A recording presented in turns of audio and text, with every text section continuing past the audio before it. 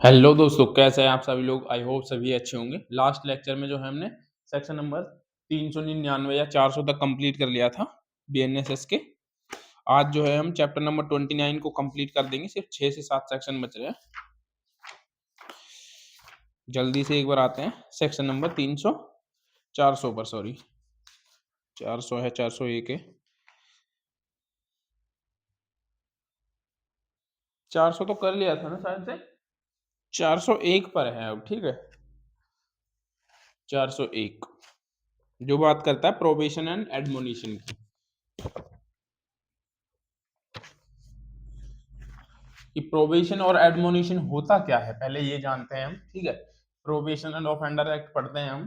ठीक है, तब उसमें भी जो है हम आपको और अच्छे से बता देंगे कि क्या होता है। लेकिन आप मेनली समझने के लिए सिर्फ इतना समझिए कि देखिए, प्रोबेशन जो होता है वो होता है किसी व्यक्ति को जो है एज के हिसाब से। जैसे मान लीजिए मेरी उम्र जो है 20 साल है और मैंने कोई ऑफेंस कर दिया, फर्स्ट ऑफेंस किया है, तो उसमें क्या होता है कि मेरे गुड बिहेवियर को देखते हुए, मेरे करेक्टर को देखते हुए, मेरी लाइफ को देखते हुए, आगे के जीवन को देखते हुए मुझे जो है सदाचरण के आधार पर कुछ टाइम जेल में रहने के बाद जो है छोड़ दिया जाता है या फिर जेल में रखा ही नहीं जाता। ठीक है, और एक होता है एडमोनिशन। एडमोनिशन इट मीन्स वो होता है कि वो प्रोबेशन नहीं होता, उसमें सिर्फ क्या होता है, वार्निंग दे के छोड़ दिया जाता है। ये बिल्कुल ही छोटे ऑफेंसेस में किया जाता है। ज्यादातर अगर किसी को छोड़ा जाता है तो प्रोबेशन के बेस पर ही छोड़ा जाता है। एडमिशन जो होगा वो छोटे मामलों में होता है। अब आते हैं सेक्शन नंबर 401। ठीक है, 401 order to release on probation of good conduct and after admonition.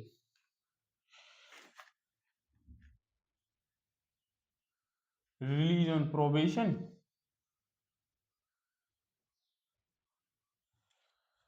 और after admonition of good conduct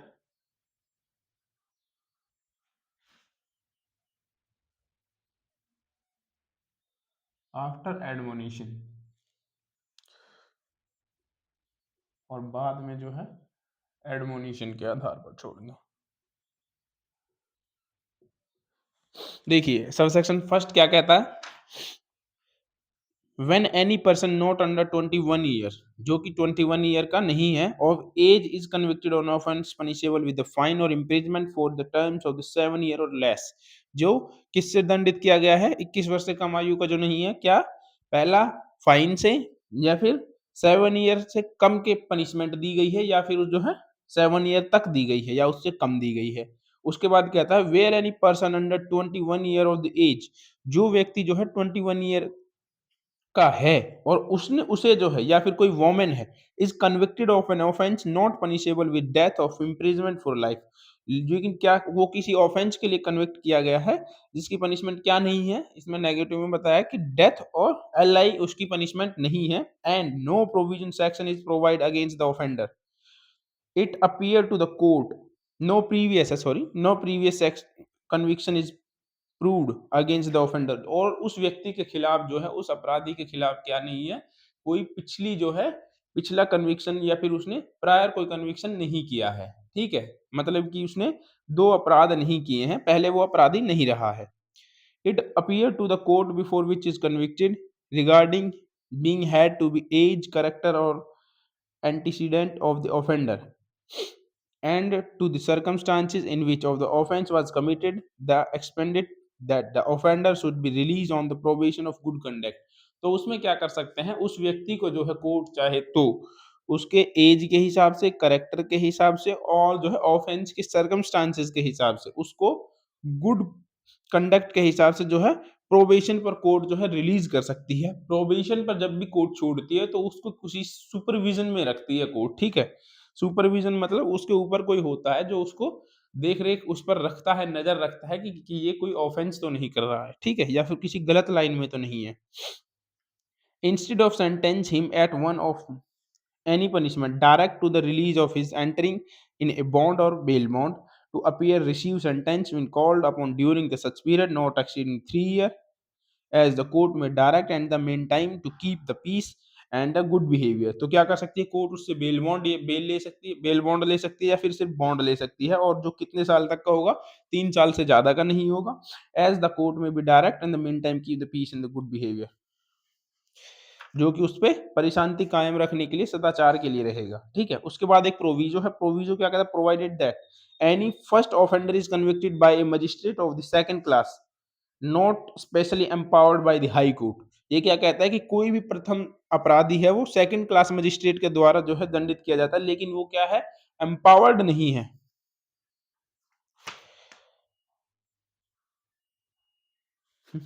empowered नहीं है हाई कोर्ट के द्वारा, and the magistrate is of opinion that the power confirmed by the section should be exercised, he shall record the opinion of that effect and submit the proceeding to a magistrate of first class.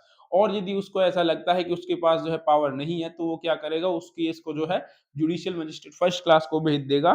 ठीक है, कि वो जो है उसको अपना opinion लिखते हुए, ठीक है, राइटिंग में लिखते हुए अपना ओपिनियन भेज देगा, और जो फर्स्ट क्लास मजिस्ट्रेट होगा उससे ये उसको क्या करेगा, उसको पनिशमेंट दे सकता है। अब देखते हैं एक बार, ठीक है। देखिए, फर्स्ट कहता है 21 ईयर एज कन्विक्टेड। देखिए, जो इसका सबसेक्शन 1 है, इसमें दो बातें हैं। पहला कहता है यदि वो 21 ईयर से अबोव है, ठीक है, यदि वो 21 ईयर से अबोव है और उसने कौन सा अपराध किया है, पहला 7 ईयर से कम, 7 ईयर और लेस देन 7 ईयर और फाइन, ठीक है, इनमें से कोई भी ऑफेंस यदि उसने किया है, तो जो है उसको प्रोबेशन के आधार पर छोड़ा जा सकता है। लेकिन प्रोबेशन पे भी तभी छोड़ा जाएगा जब जो है क्या ना हो, पहला उसका प्रीवियस कन्विक्शन ना हो। यदि मान लीजिए वो प्रीवियसली जो है कन्विक्ट है, तो जो है उसको नहीं छोड़ा जाएगा, प्रीवियसली कन्विक्शन ना हो। उसके बाद आता है कि गुड कंडक्ट हो, ठीक है, गुड कंडक्ट एंड बिहेवियर, तभी जो है उसको छोड़ा जाएगा, अदरवाइज जो है उसको नहीं छोड़ा जाएगा। कैसे छोड़ा जा सकता है, उससे जो है bail bail bond bail bond या बॉन्ड भरवा करके जो है उसको छोड़ सकती है कोर्ट। और जो ये बेल बॉन्ड होंगे, ये कितने टाइम पीरियड तक के लिए हो सकते हैं, ये बेल बॉन्ड जो होंगे वो 3 ईयर तक के लिए होंगे, ठीक है, 3 ईयर तक के होंगे, याद रखना, उससे ज्यादा जो है ये नहीं होंगे। ये किसके लिए होंगे, मेंटेन पीस, और ये बेल बॉन्ड जो होगा वो मेंटेन पीस के लिए होगा।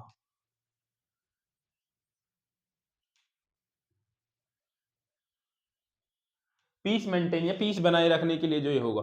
तो फर्स्ट ये कहता है कि जो व्यक्ति जो है 21 साल से कम का है, नहीं सॉरी 21 साल से ज्यादा का है, और उसने ऐसा ऑफेंस किया जो 7 साल या उससे कम के ऑफेंस से पनिशमेंट है, उसकी पनिशमेंट है, और यदि उसका प्रीवियस कन्विक्शन नहीं है, उसका गुड कंडक्ट और गुड बिहेवियर रहता है, उसका बेल बॉन्ड और बॉन्ड लेकर के उसको जो है 3 साल तक का उसको छोड़ा जा सकता है, और जो है उससे ये श्योरिटी ली जाएगी कि आप जो है पीस बनाकर रखेंगे, मेंटेन रखेंगे। ठीक है, अब इसमें दूसरी बात जो कहता है, दूसरी ये कहता है,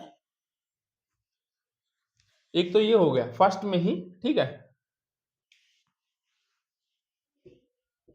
फर्स्ट में ही एक तो ये हो गया।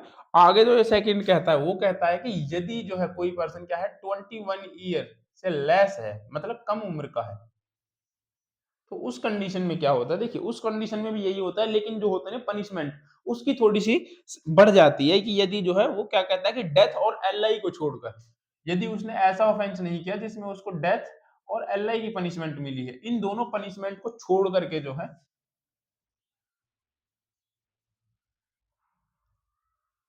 इन दोनों पनिशमेंट को छोड़कर 21 साल से कम आयु के किसी भी व्यक्ति को जो है क्या छोड़ा जा सकता है, प्रोबेशन पर छोड़ा जा सकता है।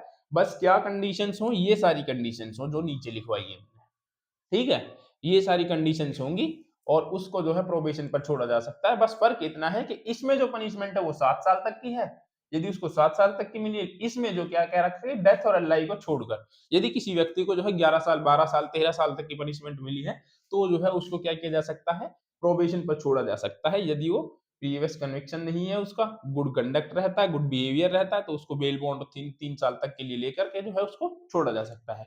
अच्छा, जब हम प्रोबेशन की बात करते हैं, प्रोबेशन में मैंने एक चीज नहीं बताई आपको। प्रोबेशन देखिए, एक बार दोबारा से समझ लो, प्रोबेशन और ऑफ एडमोनिशन, ठीक है,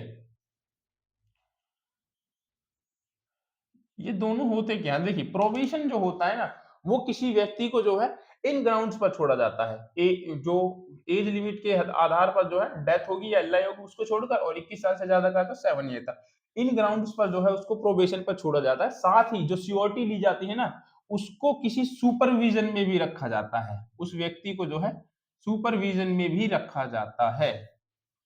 अब जो टाइम पीरियड होता है सुपरविजन में रखने का, वो होता है 1 ईयर का। 1 ईयर तक जो है किसी व्यक्ति को आप सुपरविजन में रख सकते हो। सुपरविजन होता है एक तरीके से जो है किसी उस व्यक्ति के ऊपर जो है किसी को अपॉइंट कर देना, किसी पुलिस ऑफिसर को, उससे ये बोल सकते हैं कि आप जो है हर महीने जा करके जो है या हर हफ्ते जा करके जो है पुलिस स्टेशन में जाएंगे और अपनी रिपोर्ट देंगे, ठीक है, या फिर जो है किसी पुलिस वाले को बोल सकता है या उनके घर वाले को भी बोल सकता है, किसी को जरूरी नहीं है।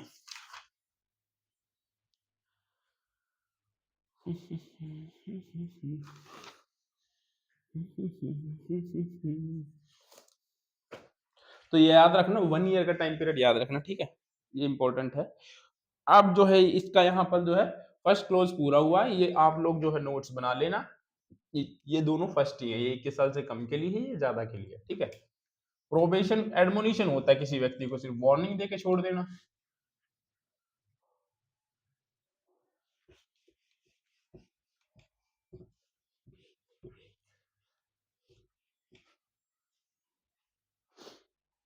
एक मिनट, ठीक है। अब आते हैं हम इसके प्रोविजो पे। प्रोविजो क्या कहता है? देखिए प्रोविजो ये कहता है कि यदि कोई जुडिशियल मजिस्ट्रेट सेकंड क्लास है, जुडिशियल मजिस्ट्रेट सेकंड क्लास है जो कि एम्पावर्ड नहीं है हाई कोर्ट के द्वारा, not empowered by high court, जो कि हाई कोर्ट के द्वारा एम्पावर्ड नहीं है, वो किसी को जो है पनिश करता है ऐसे ऑफेंस के लिए जिसकी उसके पास पावर ही नहीं है, तो वो क्या कर सकता है? तो वो उस कंडीशन में क्या करेगा? अपने ओपिनियन को लिखते हुए, ठीक है, अपने ओपिनियन को लिखते हुए, राइट करते हुए रिटर्न में उसको किसके पास भेज देगा? जुडिशियल मजिस्ट्रेट फर्स्ट क्लास के पास, और वो जो है उसको पनिशमेंट देगा। ये कहता है इसका प्रोविजो।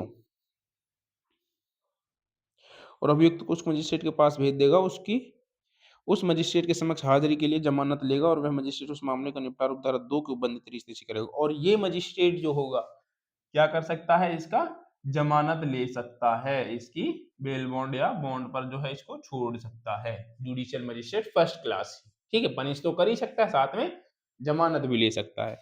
सेकंड सब क्लोज 2 के अनुसार, सब क्लोज 2 क्या कहता है देखिए पढ़ेंगे।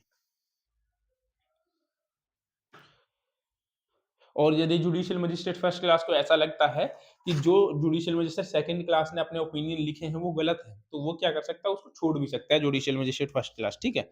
अब आते हैं हम सब क्लोज 2 पर।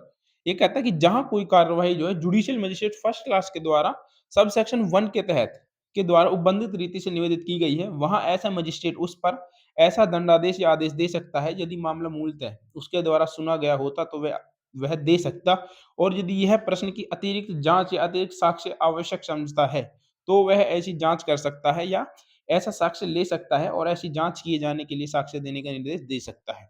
तो सब क्लोज 2 क्या कहता है? सब क्लोज 2 यही बात कहता है कि जो जुडिशियल मजिस्ट्रेट सेकंड क्लास ने जो भेज तो दिया, ठीक है, अब उसमें जो है जुडिशियल मजिस्ट्रेट फर्स्ट क्लास जो कार्रवाई कर रहा है, सेकंड कहता है कि जुडिशियल मजिस्ट्रेट फर्स्ट क्लास जो कार्रवाई उसके खिलाफ करेगा सब सेक्शन 1 में, जो यदि उसको छोड़ना है तो, ठीक है, अब जब वो कार्रवाई करेगा तो वो क्या कर सकता है? पहला, वो पनिशमेंट तो दे ही सकता है, उसको छोड़ भी सकता है, और यदि उसको ऐसा लगता है कि फर्दर एविडेंस की जरूरत है तो वो क्या कर सकता है? फर्दर एविडेंस भी ले सकता है, फर्दर एविडेंस भी वो ले सकता है यदि उसको ऐसा लगता है तो, या फिर जो है कोई इंक्वायरी करवा सकता है छोटी मोटी, यदि उसको जरूरत लगती है तो वो इंक्वायरी भी करा सकता है, ठीक है। तो इन दोनों में से वो कोई भी काम कर सकता है। उसके बाद आते हैं सबसेक्शन 3 पर। किसी ऐसी दशा में जिसमें कोई व्यक्ति चोरी या किसी भवन में चोरी, मतलब 300 303 और 305 और 304 या 306 की, 4 नहीं है, 306 305 ही है, ठीक है, चोरी और भवन में चोरी 305 ही है शायद से, 305 314, ठीक है, ये है।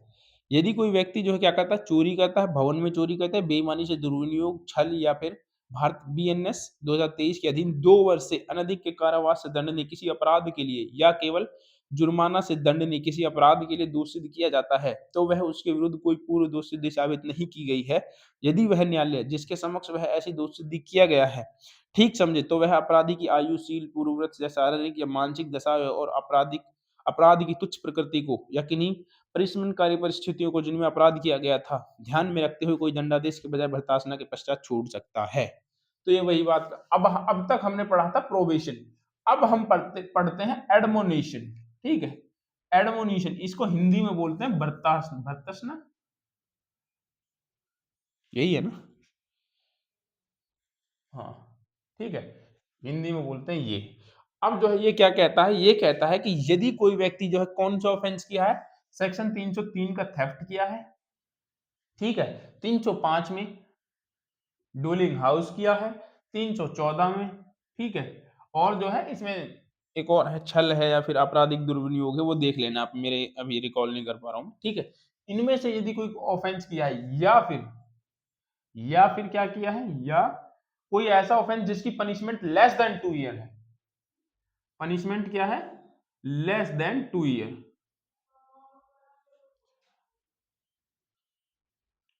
लेस देन 2 ईयर है, तो कोर्ट क्या कर सकती है, कोर्ट, और यदि उस पर कोई फाइन लगा है और फाइन है, ठीक है, तो कोर्ट क्या कर सकती है, तो कोर्ट उस कंडीशन में जो है क्या कर सकती है, न्यायालय जो है ठीक समझे तो उसके कैरेक्टर को, उसकी आयु को, उसके शारीरिक या मानसिक स्थिति को, या फिर जो उसको माइंड को देखते हैं कि वो कोई बच्चा जो है बहुत ही ज्यादा टैलेंटेड है और जो है उसकी कोई प्रीवियस कन्विक्शन भी नहीं है, लेकिन वो गलती से जो है किसी ऑफेंस में जो है फंस गया है, तो उस कंडीशन में कोर्ट उसको जो है एडमोनिशन पर छोड़ सकती है।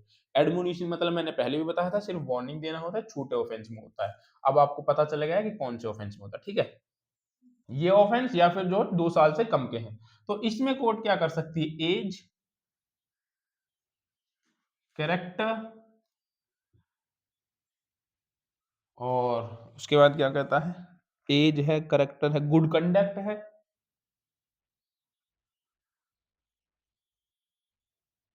गुड कंडक्ट है, गुड बिहेवियर है, गुड बिहेवियर, इसके आधार पर कोर्ट जो है, और उसके खिलाफ जो है मेन बात previous conviction, no previous conviction, no previous conviction, उसके खिलाफ जो है क्या नहीं है, कोई प्रीवियस कन्विक्शन नहीं है, तो कोर्ट उसको जो है एडमोनिशन पर छोड़ देगी, एडमोनिशन पर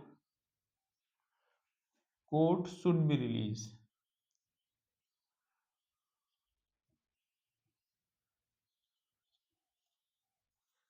court should be release admonition, ठीक है, court should be release in admonition, तो जो है कोर्ट उसको एडमोनिशन पर छोड़ देगी, ये कहता है सबसेक्शन 3। अब आते हैं सबसेक्शन 4 की तरफ।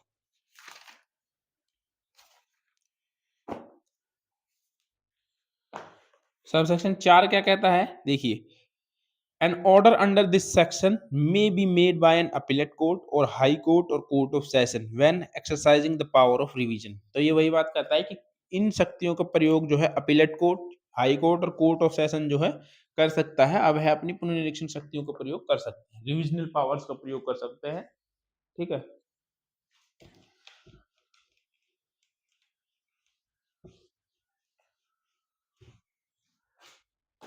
क्या कहता है फोर्थ, पहला appellate court, high court, court of session, ये तीनों जो है क्या कर सकते हैं, ये अपने रिविजनल पावर्स का यूज करते हुए, रिवीजन की पावर्स का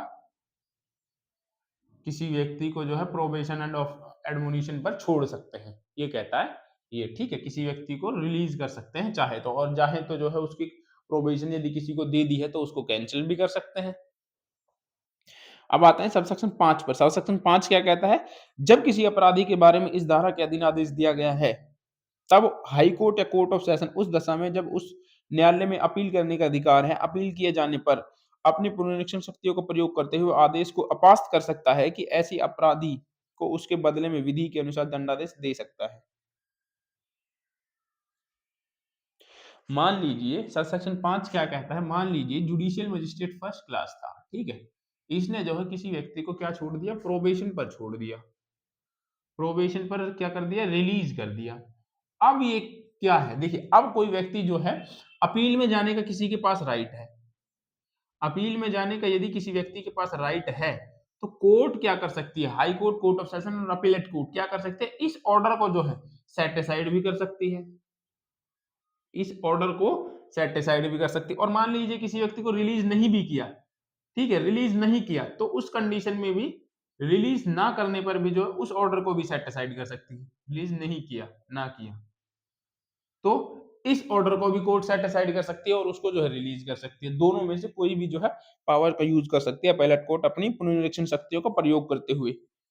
और यदि कोर्ट को लगता है कि इसको जो है पनिशमेंट देनी चाहिए थोड़ी बहुत, तभी जो है सुधर सकता है, तो उसको पनिशमेंट दे सकते हैं उस ऑफेंस की। उसके बाद प्रोविजो है, प्रोविजो क्या कहता है, प्रोविजो कहता है कि परंतु उच्च न्यायालय या सेशन न्यायालय इस धारा के अधीन उस दंडादेश से अधिक दंड न देगा जो उस न्यायालय द्वारा दिया गया था जो अपराधी को दोषित किया गया था। अब मान लीजिए 6 ये कहता है कि जुडिशियल मजिस्ट्रेट फर्स्ट क्लास ने क्या दिया, किसी व्यक्ति को जो है 4 साल का 4 ईयर की या 4 ईयर की पनिशमेंट दी। अब जो है वो कोई व्यक्ति जो है इसके खिलाफ अपील में गया और उसको, ठीक है, मान लीजिए उसको छोड़ दिया, प्रोबेशन पे 4 साल की दी, उसको छोड़ भी दिया, तो कोर्ट क्या कर सकती है, उसको तो सेटिस्फाइड कर सकती है जो प्रोबेशन पे छोड़ गया। लेकिन कोर्ट जो हाई कोर्ट होगी, कोर्ट ऑफ सेशन होगी, वो जो ये पनिशमेंट, मेन पनिशमेंट उसको दी गई है ना 4 साल, इसको बढ़ा नहीं सकती अपनी पुनरीक्षण की शक्तियों में। इसको 5 साल, 5th ईयर, 5 ईयर या 6 ईयर, 7 ईयर कुछ नहीं कर सकती। जो ये है सिर्फ वही रहेगी। हाँ, यदि कोर्ट इसको कम करना चाहे तो कम कर सकती है, लेकिन बढ़ा नहीं सकती। ठीक है, जो कोर्ट ने एक बार पनिशमेंट उसको दे दी है ना, उसको वो है जो है बढ़ा नहीं सकेंगे। बोर्ड छोटा है इस वजह से जो है बार बार में मिटाना पड़ जाता है। आप लोग वीडियो पॉज करके जो है इसको देख सकते हो, अपने नोट्स बना सकते हो। उसके बाद आता है धार ये प्रोविजो था, सॉरी 6 नहीं था, 6 तो ये है कि धारा 144, 43 और 414 के उपबंधों के अनुसार पेश किए गए श्योरिटियों के बारे में जहां तक हो लागू होंगी। तो इट मींस ये श्योरिटियों पर भी अप्लाई होते हैं, बस यही कहता है 6। उसके बाद 7 क्या कहता है, 7 कहता है किसी अपराधी को उपधारा 1 के अधीन छोड़े जाने का निर्देश देने से पहले न्यायालय को अपना यह समाधान कर लेगा कि उस अपराधी का या उसके श्योरिटी का कोई नियत वास स्थान या नियत उपजीविका स्थान पर है। न्यायालय कार्य करता है जिसमें अपराधी के उस व्यक्ति के दौरान रहने की संभावना जो शर्तों के पालन में उल्लिखित की गई। तो कोर्ट जब भी किसी व्यक्ति को जो है 7 है 8 है 7, तो 7 क्या कहता है कि कोर्ट जब भी किसी व्यक्ति को रिलीज करता है ना, किस पर, प्रोबेशन पर एंड एडमोनिशन पर, दोनों में से किसी पर भी कोर्ट जब भी किसी व्यक्ति को रिलीज करेगा तो कोर्ट क्या करेगा, पहला जो वो अक्यूज्ड है या तो उसके एड्रेस का, यदि वो विद इन ज्यूरिडिक्शन है तो अक्यूज्ड की, नहीं तो फिर श्योरिटी की, जिसने श्योरिटी दी है उसके जो है एक बार रेजिडेंस को जो है अच्छे से उसकी इंक्वायरी या जांच कराएगा कि ये सही है या गलत है। और जो रेजिडेंस होना चाहिए वो विद इन ज्यूरिडिक्शन होना चाहिए, या तो इसका या फिर अक्यूज का या फिर श्योरिटी का। ठीक है, ये कहता है कि कोर्ट जो है पहले उसके रेजिडेंस की अच्छे से जांच कर लेगी, या फिर जहां पर वो क्या करता है टेम्परेरीली जो है वर्क करता है, कहीं पर जहां पर वो काम करता है, या तो उस एड्रेस को देगा, कोर्ट को प्रोवाइड करवाएगा।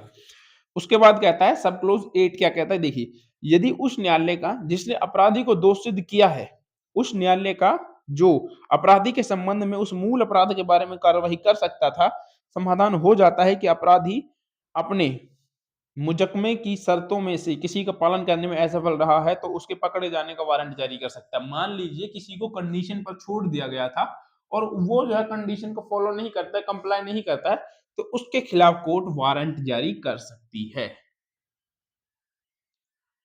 वारंट इशू कर सकती है। ये कहता है सब क्लोज 8, ठीक है, और उसको अरेस्ट किया जा सकता है। उसके बाद आता है सब क्लोज 9 पर, यह क्या कहता है, जब कोई अपराधी ऐसे किसी वारंट पर पकड़ा जाता है तब वह वारंट जारी करने वाले मजिस्ट्रेट के समक्ष तत्काल लाया जाता है और वह न्यायालय या तो तब तक के लिए किसी अभिरक्षा में रखे जाने के लिए प्रेरित कर सकता है या जब तक मामले में सुनवाई न हो, इस शर्त पर कि वह दंडादेश के लिए हाजिर होगा, पर्याप्त श्योरिटी लेकर जमानत मंजूर कर सकता है और ऐसे न्यायालय मामले की सुनवाई के पश्चात दंडादेश दे सकता है। तो ये कहता है कि जब किसी व्यक्ति को वारंट पर पकड़ के लाया जाता है सेक्शन सब क्लॉज 8 के हिसाब से जब उसको पकड़ कर लाया जाता है तो उसको क्या किया जाता है, मजिस्ट्रेट के समक्ष जो है उसको अपीयर किया जाता है। और अब मजिस्ट्रेट चाहे तो उसको जो है किस में भेज सकता है, उसको चाहे तो हिरासत में भेज सकता है या फिर चाहे तो बेल भी दे सकता है।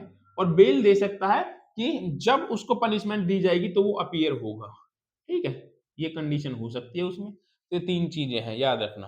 पहला, मजिस्ट्रेट के सामने अपीयर होगा। दूसरा जो कहता है कि वो जो होगा चाहे तो कोर्ट उसको हिरासत में भेज सकती है जब तक कि कोर्ट का ऑर्डर नहीं आ जाता, या फिर उसको बेल ग्रांट करते हुए श्योरिटी लेकर के उसको छोड़ सकती है।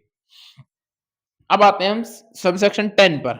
ये क्या कहता है देखिए, इस धारा के अधीन कोई बात अपराधी परिवीक्षा अधिनियम 1958 या जुवेनाइल एक्ट 2015 या juvenile act 2015 2 of 16 of any other law for the time being in force या फिर किसी अनदर लॉ के प्रभावी रहने तक क्या कर सकते हैं, treatment, training, rehabilitation of youthful offender.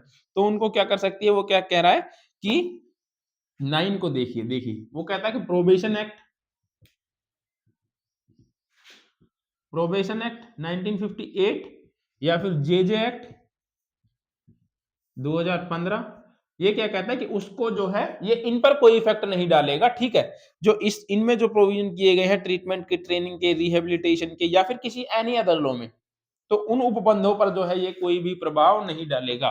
Treatment, rehabilitation ये जो है 40 से 50 के बीच में दिए गए हैं जुवेनाइल एक्ट में। जब हम पढ़ते हैं ये सारी चीजें, प्रोबेशन क्या होगा, ट्रीटमेंट क्या होगा, और जो है रिहेबिलिटेशन क्या होगा, ठीक है, कौन इनको गवर्न करेगा, ये सारी चीजें जो है सेक्शन नंबर 40 से 50 के बीच में बताई गई है जेजे एक्ट में। यहां पर जो है सेक्शन नंबर 401 जो है कंप्लीट होता है। अब आते हैं हम सेक्शन नंबर 402 पर।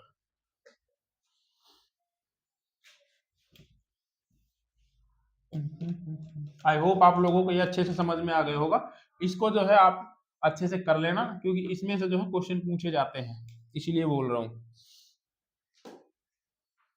देखिए ये कहता है special reason to be recorded in certain cases, कुछ मामलों में जो है विशेष कारणों को रिकॉर्ड किया जाना, लिख, ठीक है, where in a case the court could have dealt with, किसी मामले में न्यायालय जो है an accuse probation under section 401 और प्रोबेशन और ऑफेंडर एक्ट 1958। ये क्या कहता है कि कोर्ट जो है ना सेक्शन नंबर 402 कुछ मामलों में स्पेशल रीजन रिकॉर्ड करती है। ठीक है, special reason to be recorded,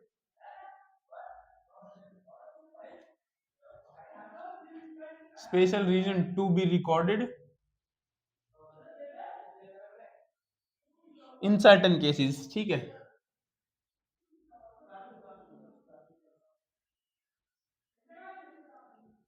कुछ मामलों में जो है स्पेशल रीजन को रिकॉर्ड किया जाना। कुछ मामले कैसे होते हैं देखिए, यदि किसी व्यक्ति को जो है section 401, section 401 of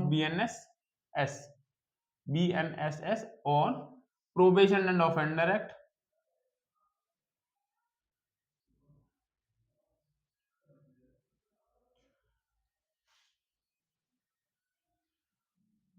offender act 1958, ठीक है, फर्स्ट कहता है ये कि अधीन कर सकता हूं। ठीक है, कोर्ट जो क्या कर सकती थी, या तो किसी व्यक्ति को सेक्शन 401 या फिर जो है प्रोबेशन एंड ऑफेंडर एक्ट 1958 के तहत जो किसी व्यक्ति का कार्रवाई कर सकती थी। ठीक है, ये सेकंड कहता है। फिर इसके बाद में कहता है कि या फिर जेजे एक्ट 2015 के अधीन जो है प्रशिक्षण, सुधार या फिर तत्सम किसी अन्य विधि के अधीन कर सकता था, या फिर जेजे एक्ट के जो रिहेबिलिटेशन, इसमें क्या कर सकते थे, किसी व्यक्ति को treatment, training,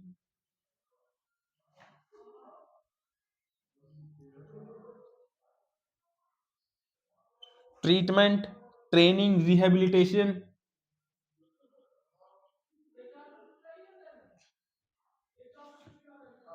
of youthful offender.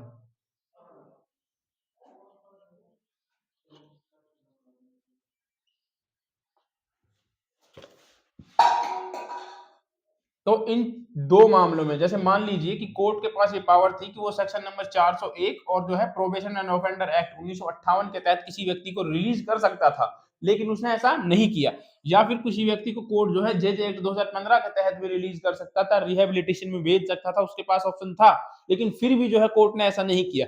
तो उसके लिए कोर्ट को क्या करना पड़ेगा, अपने स्पेशल रीजन जो है स्पेशल रीजन राइटिंग में रिकॉर्ड करने पड़ेंगे कि क्यों आपने ऐसा नहीं किया। Recorded in writing, special reason recorded in writing.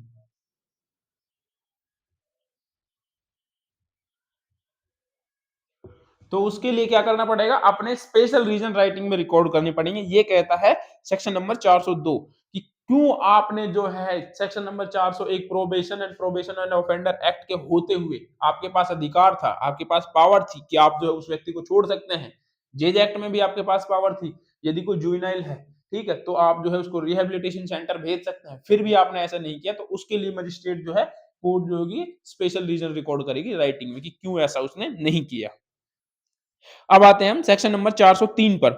Court not to alter judgment. क्या कोर्ट जो है अपने जजमेंट में चेंज कर सकती है, और कर सकती है तो कब कर सकती है, और नहीं कर सकती तो क्यों नहीं कर सकती, बताइए। ठीक है, ये बिल्कुल सिंपल सा है, आप लोग इसको पढ़ोगे तो समझ में आ जाएगा। ठीक है, आप लोग जो है कमेंट में मेरे को जरूर बताना कि कर सकती है तो कब कर सकती है, नहीं कर सकती तो क्यों नहीं कर सकती। ठीक है, ये मैं आप लोगों के लिए छोड़ रहा हूं। ठीक है, इसमें एक एक्सेप्शन है, बस वो एक्सेप्शन बता देता हूं। इसका एक एक्सेप्शन है कि किस केस में जो है कर सकती है, वो है section number 144 of BNSS, maintenance वाले जो केस हैं उसमें। ठीक है, मेंटेनेंस का जो ऑर्डर है ना उसमें कर सकती है, सर्कमस्टांसेस चेंज होने की वजह से। और बाकी आप मेरे को बताना कि कर सकती है नहीं कर सकती, और नहीं कर सकती तो क्यों नहीं कर सकती, कर सकती है तो किस में कर सकती है और कैसे कर सकती है, कमेंट करके जरूर बताना है। नहीं तो फिर मैं आप लोगों को नेक्स्ट वीडियो में तो बताऊंगा ही। उसके बाद आते हैं हम section number 404, copy of judgment to be given accused और अदर पर्सन। कि कॉपी ऑफ जजमेंट का दिया जाना है। फर्स्ट ऑफ ऑल तो यही है कि किसी भी अक्यूज को जो है copy free of cost provide करी जाएगी। ठीक है, देखिए वही कहता है, जब when the accused is sentenced of the imprisonment of copy of judgment shall be immediately after the pronunciation of judgment to be given in the free of cost। देखिए इमीडिएट प्रोवाइड करी जाएगी, सेक्शन नंबर 404 ये कहता है किसी भी व्यक्ति को जजमेंट की कॉपी देने में डिले नहीं किया जाएगा। अभी जैसे देखिए प्रोनाउंस हुई जजमेंट, ठीक है, प्रोनाउंस हुई जजमेंट, अब आज ही प्रोनाउंस हुई तो उसको आज ही copy free of cost provide कर दी जाएगी। फ्री ऑफ कॉस्ट उसको क्या प्रोवाइड कर दी जाएगी, जजमेंट की कॉपी। उसके बाद सेकंड क्या कहता है, देखिए on the application of accused, application sorry accused के आवेदन पर जो है एक सर्टिफाइड कॉपी ऑफ जजमेंट और व्हेन ही सो डिजायर और translation of his own language in practicable or in the language of the court shall be given to him without delay. ये क्या कहता है कि अक्यूज्ड के एप्लीकेशन पर,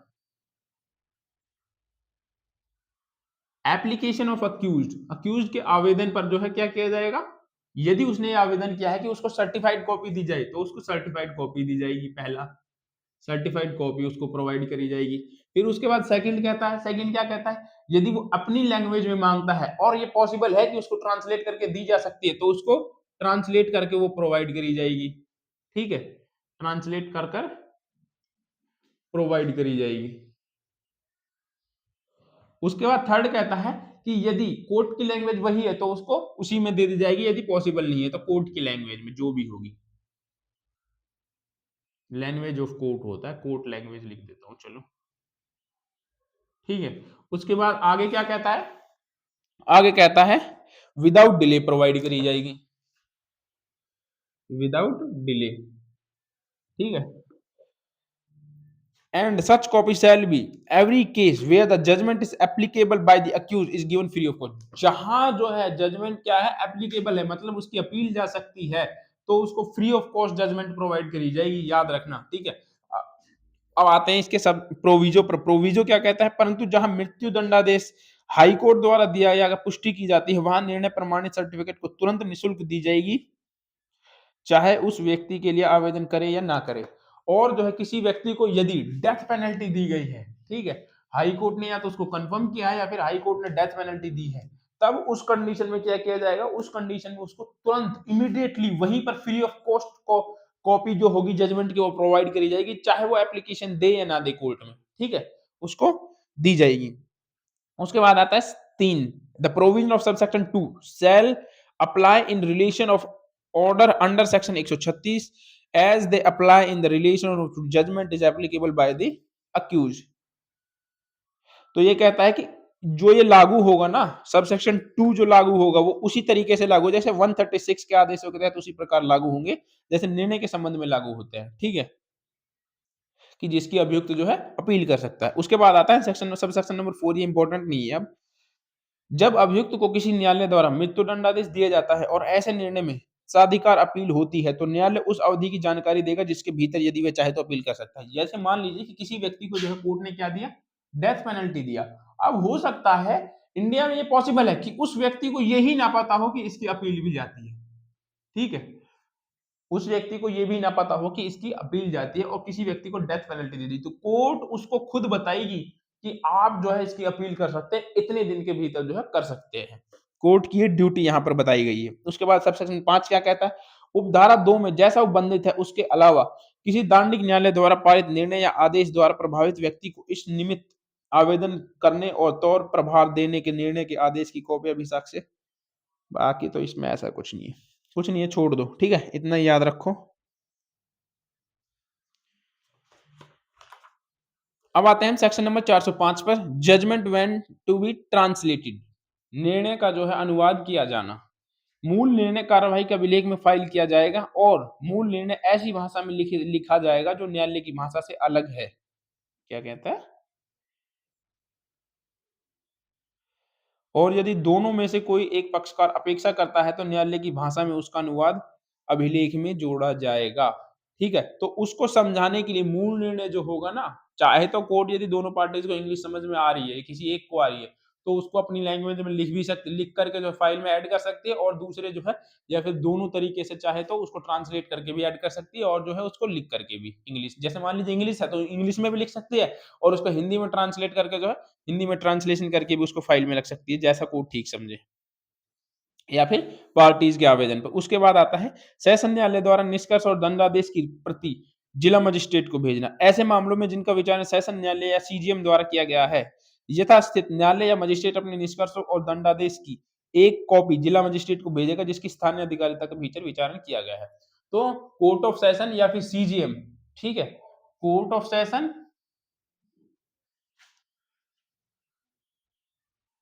और सीजीएम, ये दोनों यदि कोई भी सेंटेंस पास करते हैं तो उसकी एक कॉपी ऑर्डर की किसके पास जाएगी? डीएम के पास। डीएम के पास जाना जरूरी है। ठीक है, उसकी एक कॉपी डीएम के पास जाएगी। तो यहाँ पर जो है आपका चैप्टर नंबर 29 कंप्लीट होता है। आई होप आप लोगों को समझ में आ रहा होगा। कल जो है हम चैप्टर नंबर 30 को जो है कंप्लीट कर देंगे। आज के लिए इतना ही, मिलते हैं नेक्स्ट वीडियो में। Thank you, bye bye.